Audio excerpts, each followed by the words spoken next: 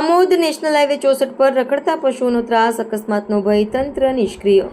Amod national highway 64 ફરી એકવાર બેદરકારી અને લાપરવાહીનું કેન્દ્ર બન્યું છે। પોલીસ સ્ટેશન અને પેટ્રોલ પંપની સામે જ એક અજાણ્યા વાહન ચાલકે રસ્તા પર રખડતી એક ગાયને જોરદાર ટક્કર મારીને ફેંકી દીધી હતી। આ ઘટનામાં ગાયને ગંભીર ઇજાઓ થઈ હતી। સદનસીબે તાત્કાલિક ઘટના સ્થળે પહોંચેલા ગિરીશભાઈ માછી અને તેમના મિત્રોએ ગાયને પાણી અને ઘાસચારો આપી બેઠી કરી હતી અને તેના માલિકને જાણ કરી હતી। આ ઘટનાએ ફરી એકવાર રખડતા પશુઓ અને તંત્રની નિષ્ક્રિયતાનો મુદ્દો સપાટી પર લાવ્યો છે। સ્થાનિક નાગરિકોએ પશુપાલકો પર ગંભીર આક્ષેપ લગાવતા જણાવ્યું છે કે આ લોકો ગાયનો ઉપયોગ ફક્ત દૂધ મેળવવા માટે જ કરે છે અને દૂધ આપવાનું બંધ કરે એટલે તેને રખડતી છોડી મૂકે છે।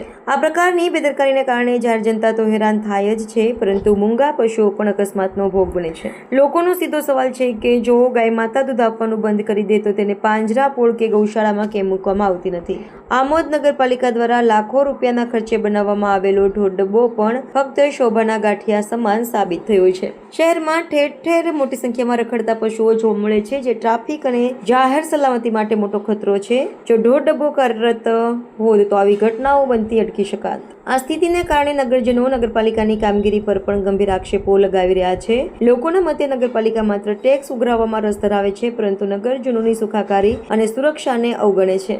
આમોદ નેશનલ હાઈવે પર ઠેર ઠેર રખડતા પશુઓને કારણે વાહન ચાલકોમાં પણ અકસ્માતનો ભય રહ્યો છે। જો આજના બનાવમાં કોઈ મોટી દુર્ઘટના સર્જાઈ હોય તો તેનો જવાબદાર કોણ હોત? શું તેનો દોષ વાહન ચાલકોનો છે કે પછી રસ્તા પર આવેલી ગાયનો? ખરેખર તો આ ઘટનાઓ માટે જવાબદાર પશુપાલકો અને નિષ્ક્રિય વહીવટી તંત્ર છે। તાત્કાલિક અને કડક પગલાં લેવામાં ન આવે તો ભવિષ્યમાં આવા અકસ્માતોમાં નિર્દોષ લોકોનો જીવ પણ જઈ શકે છે। આમોદની જનતાની એક જ અપેક્ષા છે કે તંત્ર પોતાની જવાબદારી સમજે અને રખડતા પશુઓના ત્રાસમાંથી મુક્તિ અપાવે, જેથી લોકો અને પશુઓ બંને સુરક્ષિત રહી શકે।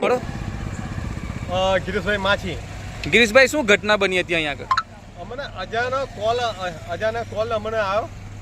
અમને એમ કહેવાય ભાઈ અજાણ્યા કોઈ વાહને આ ગાયને ટક્કર મારીને જતા રહ્યા છે, જેથી અમે આ ઘટના સ્થળ ઉપર અમે પહોંચ્યા। આ સ્થળ ઉપર આવીને અમે જોયું તો એના પગની અંદર કંઈ વાગેલું છે।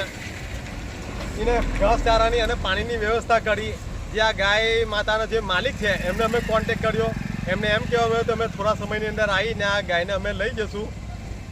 તમે બીજો શું મેસેજ આપવા માંગો છો? આ જે લોકો પશુઓને આવી રીતના રખડતા છોડી દે છે, જે આ ગાય માતાઓને અનેક જગ્યા પર આવી રીતના છોડી દે છે અને આનું શિકાર જે નિર્દોષ ગાય માતાઓ થાય છે, તેને લઈને શું કહેશો તમે?